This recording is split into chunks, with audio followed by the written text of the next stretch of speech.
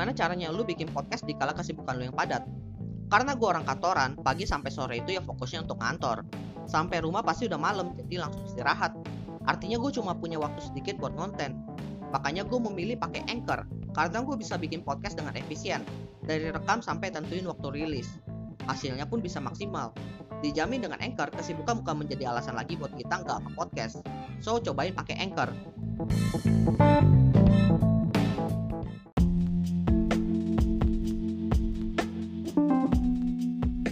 Gua baru aja nyoba sebuah sosmed baru dan katanya ini adalah sosmednya generasi Z.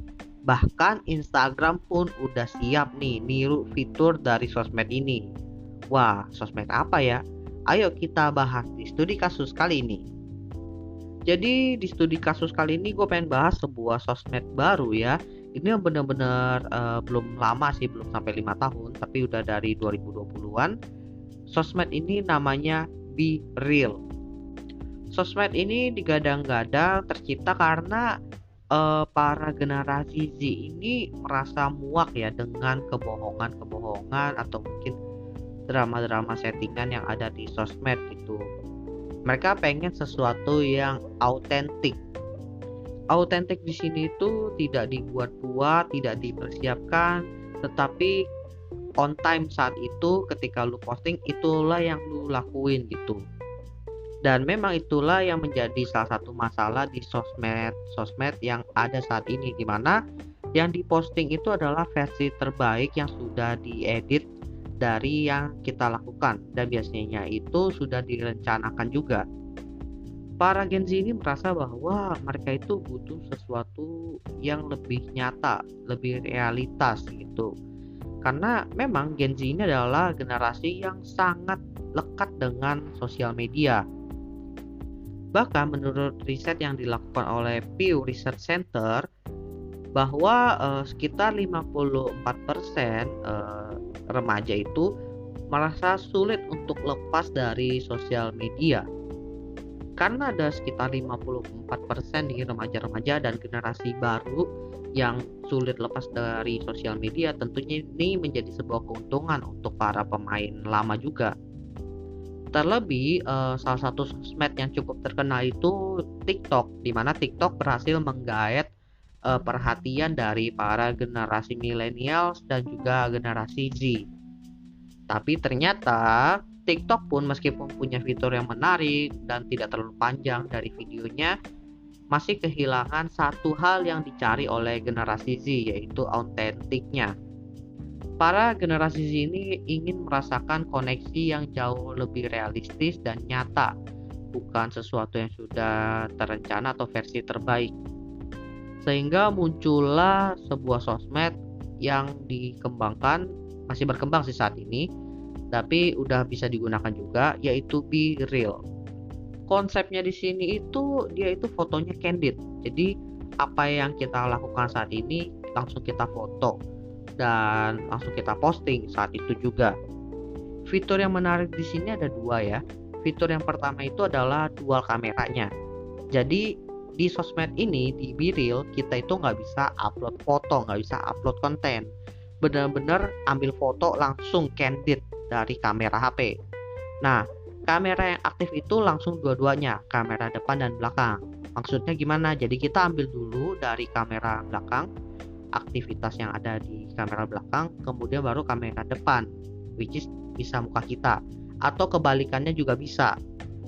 Sehingga foto yang diambil itu ya benar-benar foto saat kita beraktivitas saat itu. Dan yang menarik lagi di sini adalah fitur keduanya, yaitu fitur notif di waktu random. Nah, jadi di aplikasi ini kita itu tidak bisa posting berulang kali. Kita sehari bisa posting sekali aja, dan waktunya itu random, ditentukan dari notif masuk ke kita itu kapan. Jadi bisa aja jam 7 pagi minta foto candid, jam 5 sore bisa minta foto candid, bahkan tengah malam pun bisa diminta foto candid. Tujuannya apa? Tujuannya itu adalah kalau seandainya kita mengambil foto itu dalam waktu yang bisa dibilang rutin, misalnya jam 8 pagi, kemungkinan aktivitas yang kita lakukan di jam 8 pagi itu akan berulang dan tidak memberikan sensasi yang menarik untuk orang lain nikmati juga. Dan tentunya kalau seandainya ditaruh di jam 8 terus-terusan atau sesuka hati si pengguna sosmednya, akan ada kemungkinan untuk merencanakan konten sebelum posting. Karena ya balik lagi, meskipun nggak bisa upload foto dari galeri, tapi kan kita nggak bisa ambil dari kamera, bisa aja kita udah nyeting backgroundnya dulu lalu baru cekrek. Makanya dengan ngasih waktu yang random untuk posting ini membuat kita itu langsung memposting di saat itu juga, atau mungkin ketika kita lagi buka HP aja, buka notifnya. Terus kita udah bisa upload foto dari kamera langsung, lalu waktunya random. Terus emang kita nggak bisa nikmatin foto-foto lain gitu atau konten-konten lain yang dibuat oleh orang lain? Bisa, karena dari bentukannya itu ya, karena gue udah nyoba nih uji coba selama 7 hari. Mereka itu punya tampilan yang sedikit mirip TikTok. Jadi dia ada konten tab di atasnya, itu yang paling atas itu my friend, lalu sebelahnya discovery. Nah kalau TikTok kan following sama for you kan. Nah di discovery ini itu kita bisa ngelihat konten-konten yang dibuat oleh orang lain gitu. Bahkan dikasih tahu nih, ini dia itu telat berapa lama sejak notifnya itu masuk. Dan untuk sistem pertemanannya di sini adalah kita itu harus add friend dulu. Jadi kayak Facebook lah. Nanti invitationnya udah di-send, kita nunggu nih di accept apa enggak. Nah dari situ kita bisa lihat konten-konten di hari sebelumnya. Karena kalau belum ya kita nggak bisa lihat, jadi kayak private banget. Lalu uniknya lagi untuk lihat konten sebelumnya itu, dia nanti bentuknya ada kayak kalender yang Senin, Selasa, Rabu gitu, lalu ada tanggalnya. Nah kita klik baru bisa kelihatan tuh. Setelah 7 hari penggunaan, menurut gua ini aplikasinya cukup menarik sih, tapi belum se-wow TikTok. Dan menurut gua fitur yang cukup wow aja ya, yang cukup wow dan surprising itu adalah di fitur notifnya. Karena gue nggak tahu nih gue bakalan dapat notifnya kapan dan kapan gue harus postnya itu.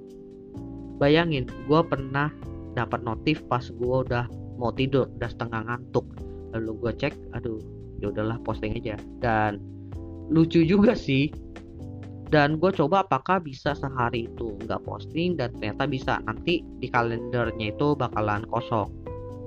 Lalu apakah autentiknya itu benar-benar berasa? Bisa gue bilang itu masih sekitar 70%-an lah. Karena ketika gue dapat notif nih pertama kali masuk, itu gue bisa coba hold dulu, notifnya nggak gue hilangin. Lalu gue beraktivitas dulu, kemudian 2-3 jam ketika gue udah ngeset sesuatu, baru gue ambil fotonya itu. Jadi kesan otentiknya itu bisa hilang juga di sini. Bahkan ketika notifnya itu gue coba hilangin dan gue coba posting beberapa jam kemudian, itu masih bisa. Artinya dari segi autentiknya itu atau realistisnya itu masih bisa dipermainkan juga di sini. Tapi balik lagi, karena kan para Gen Z itu pindah ke sini tujuannya untuk menghilangkan hal-hal seperti yang tidak otentik ya. Jadi tentunya dari mereka pun harus posting yang autentik juga, yang realistis juga, jangan yang dibuat-buat. Kalau oknum-oknum nakal mungkin tetap ada lah, tapi sedikit lebih dipersulit karena nggak bisa upload foto yang udah diedit. Itu sih untungnya. Dan yang paling keren juga di sini benar-benar nggak ada filter tuh, nggak ada filter in app. Jadi udah nggak bisa upload, nggak ada filter, benar-benar foto yang ada dari kamera aja toh. Jadi ya bisa dibayangin ya kalau seandainya kameranya rusak atau kameranya blur bakalan kayak gimana, atau mungkin kondisi lightingnya lagi jelek atau mungkin belum make up bakalan gimana ya, seperti itulah. Banyak para peneliti sosmed, bukan peneliti sih, orang-orang pemantau sosmed ya, mengatakan BeReal ini punya potensi yang besar untuk berkembang karena sudah menargetkan generasi baru yang menjadi calon bibit generasi selanjutnya. Dan hal ini pun terbukti fitur ini cukup menarik karena Instagram pun sudah mulai meniru fitur dual kameranya. Artinya di sini membuktikan fitur ini punya potensi yang cukup besar. Terlebih Instagram itu kan juga tipe-tipe sosmed yang suka meniru nih fitur-fitur dari aplikasi lain. Bahkan yang ditiru itu adalah fitur-fitur yang populer. Makanya kalau dual kamera ini aja ditiru, berarti memang punya potensi. Well, jadi itulah studi kasus dari sosmednya generasi Z, yaitu BeReal, dimana gue juga udah mencoba menggunakannya selama 7 hari berdasarkan pengalaman gue dan testimoni gue, serta beberapa riset yang udah gue lakuin juga. Semoga bermanfaat dan bisa menjadi referensi buat teman-teman semua ya. Oke, kurasa itu aja. Thank you buat teman-teman yang sudah mendengarkan. See you next time di episode selanjutnya.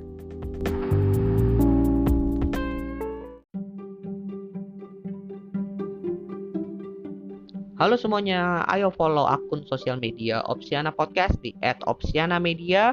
Kalian bisa temukan di Instagram dan juga TikTok. Karena di sana akan banyak konten-konten menarik dan tentunya update terkait episode terbaru dari Opsiana Podcast.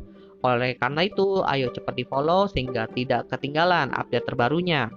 Terima kasih dukungannya teman-teman, jangan lupa di-follow dan juga see you next time di episode lainnya.